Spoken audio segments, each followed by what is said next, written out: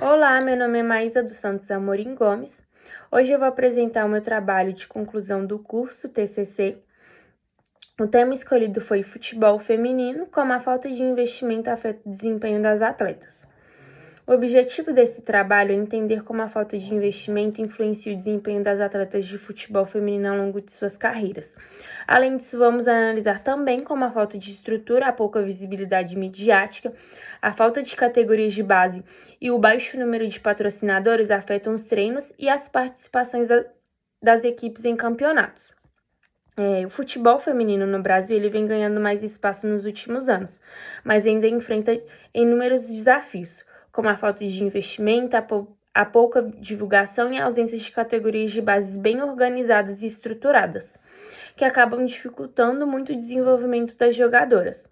Muitas dessas meninas começam a jogar tarde porque não têm acesso a escolinhas de futebol ou campeonatos específicos na modalidade feminina, que acaba prejudicando o crescimento delas no esporte.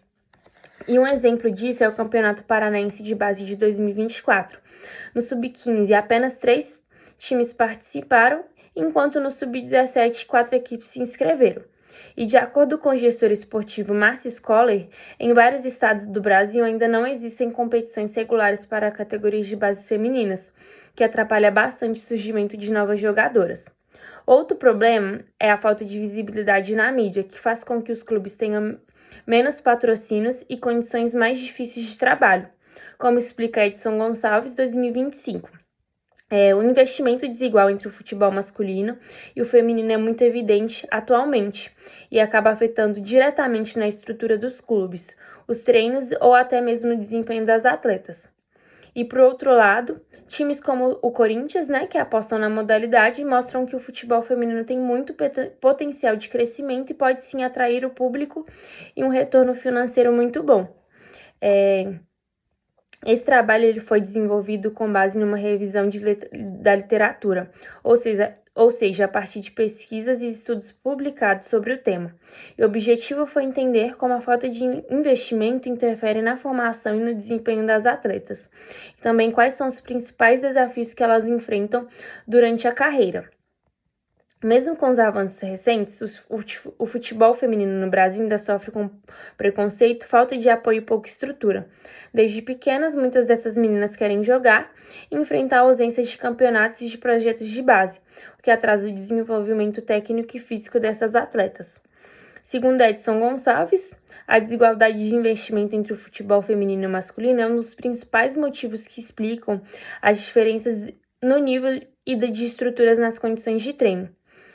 De acordo com um estudo na ESPN, que mostra que enquanto os clubes masculinos recebem milhões em patrocinadores, os clubes femininos ainda lutam para ter o mínimo necessário para competir, como as faltas de categorias de base estruturadas também que limitam o acesso de profissionais como preparadores físicos, nutricionistas e psicólogos esportivos.